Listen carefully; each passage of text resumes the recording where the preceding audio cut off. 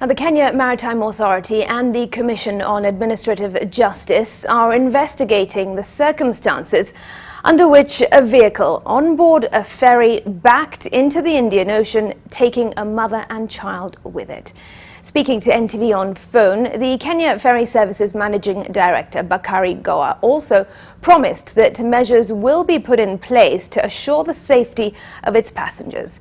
But as NTV has established, it appears to be business as usual. 2 days having barely lapsed since Mariam and her 4-year-old daughter Amanda's remains were retrieved from the depths of the ocean.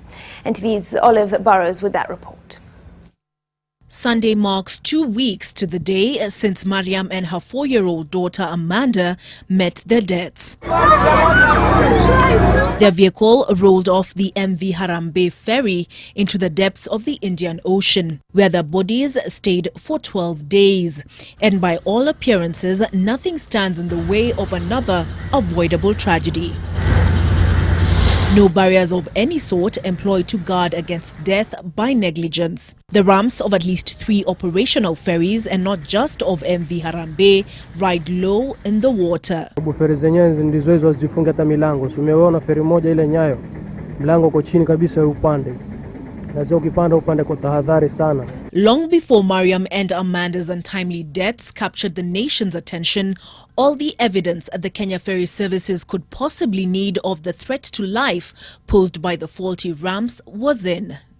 In June of 2016, a station wagon aboard MV Likoni plunged into the ocean, and Joel Masindano, an accountant with the Kenya Ports Authority, perished. 3 months later, a driver and his loader narrowly escaped death when their lorry plunged into the ocean. In November of 2017, another station wagon, this time aboard MV Jambo and belonging to the Likoni Constituency Development Fund, plunged into the ocean after developing mechanical problems. Mohamed Nyambwe lived to tell the tale. In May of 2018, the life of a man driving a petrol tanker was put at risk when his vehicle failed to cross up a ferry ramp to the mainland. And in July of 2019, Salim Musa and Katana Ali nearly met the same fate as Mariam and her daughter when their truck plunged into the Indian Ocean. Wenye kuvuka wote nawaambia wawe angalifu, especially kwa wanavuka. Na wakati wote kitokea lolote wasipanic,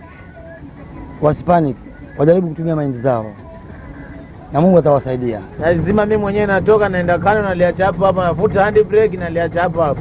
Kusema kweli mimi ningeadvise tukifika kwa ferry tushuke, tuache magari peke yake.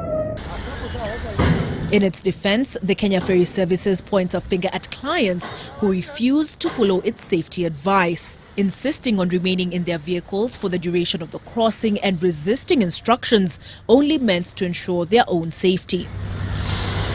While this may be the case, the question the Ombudsman seeks to answer is, does it absolve the KFS of all responsibility for the safety of those who board their vessels?